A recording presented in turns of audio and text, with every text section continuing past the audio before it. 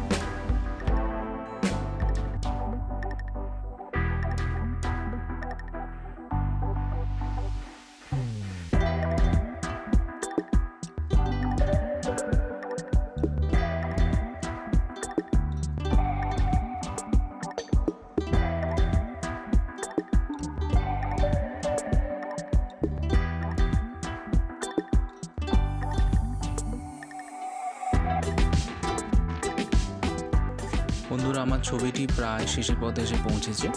আপনারা ধীরে ধীরে দেখলেন যে আমি কিভাবে ছবিটি ধীরে ধীরে পেন্সিল স্কেচ থেকে শুরু করে ফার্স্ট টোন করে আমি ছবিটি শুরু করলাম এবং খেজুর গাছের যে একটা আলো ছায়ার বিষয় কিভাবে আমি এখানে দেখালাম, ঠিক একইভাবে আমরা প্যাস্টেলেও ঠিক কাজ করব। এবং প্যাস্টেলের ক্ষেত্রে একটু গ্লাস মার্কিং ব্যবহার করতে হয়, কিন্তু ওয়াটার কালারের ক্ষেত্রে অতটা আমি ব্যবহার করলাম না, শুধুমাত্র তুলির আঁচড়ের মাধ্যমেই আমি তৈরি করলাম। ছবিটি কীরকম লাগলো অবশ্যই আমাকে কমেন্ট এবং লাইক দিয়ে জানাবেন। আর সবশেষে এটাই বলবো যে সকলে ভালো থাকবেন, সুস্থ থাকবেন এই পরিস্থিতিতে। এবং এতক্ষণ ধরে যে আমার এই ভিডিওটি দেখলেন, আপনাদের অসংখ্য ধন্যবাদ।